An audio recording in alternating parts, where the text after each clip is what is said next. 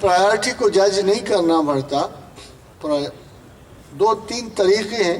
یعنی being a small teacher today, I think میں وہی طریقہ کار آپ کو بتا سکوں جس میں ایک تنہا ایک اکیلے آدمی نے جد و جہد کی، شناخت کی، قدر کی.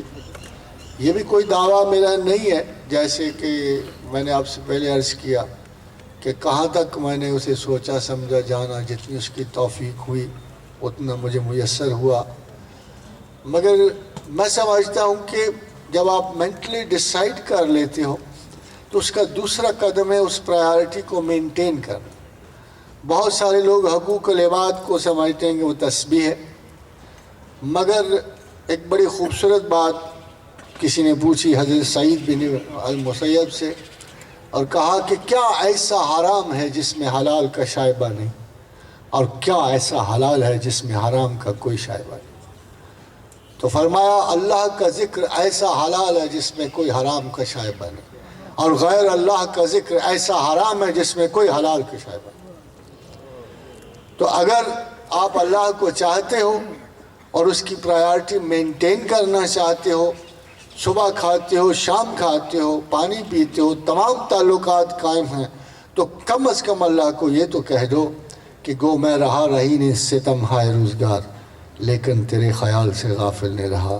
اور اس خیال کی غفلت کو دور کرنا کم از کم منیمل بیسس پہ. ام المومنین عائشہ صدیقہ رضی اللہ تعالی عنہ کی حدیث ہے، پوچھا گیا کہ یا اللہ کے رسول کو سب سے اچھا کام کون سا لگتا تھا؟ فرمایا تھوڑا مگر متواتر. تو آپ کم از کم خدا کی یاد کو، ذکر کو اپنی زندگی میں اس طرح شامل کیجئے کہ وہ کبھی آپ کے ہاتھ سے نہ جائے. جب آپ سے جائے گا، جب آپ اللہ کو یاد کرتے ہوئے سے بھولے گو، تو خدا ضرور پوچھے گا کہ آج کون سا کام مجھ سے زیادہ تمہیں امپورٹنٹ لگا کہ آج تم میرا ذکر بھول گئے.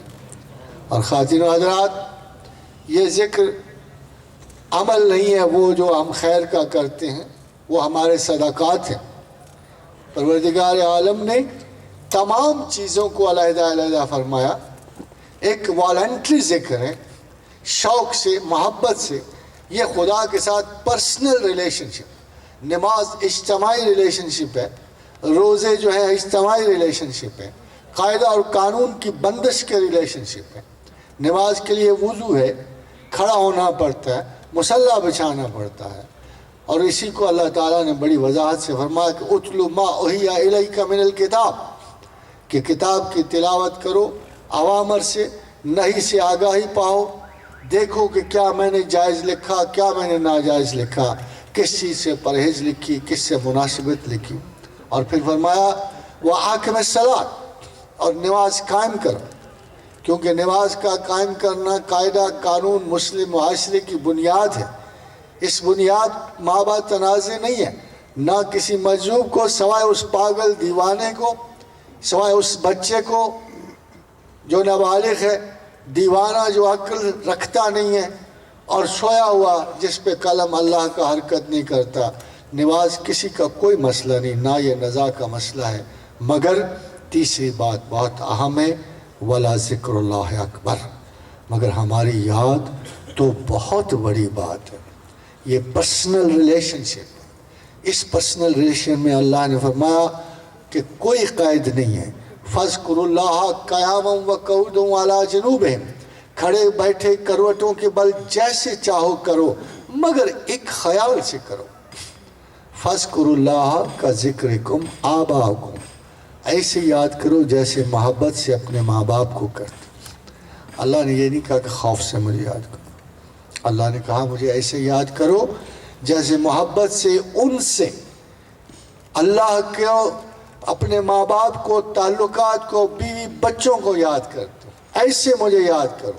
او اشد ذکر، ذرا زیادہ کرو، تاکہ مجھے پتہ لگے کہ تم اپنے ماں باپ سب سے بڑھ کر مجھ سے پیار اور انس رکھتے ہو.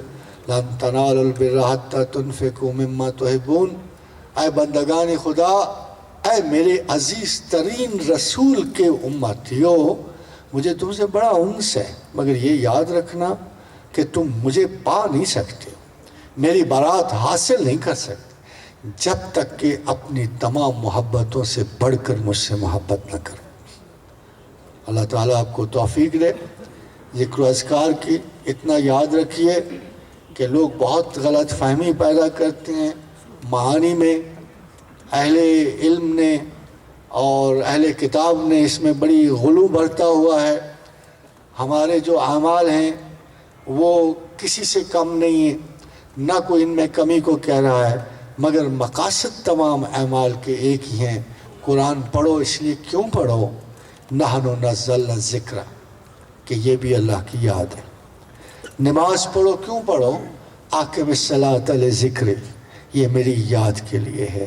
وہاں زبردستی کی یاد ہے، اور یہ یاد والنٹری، اختیاری، محبتانہ اور پرخلوص ہے۔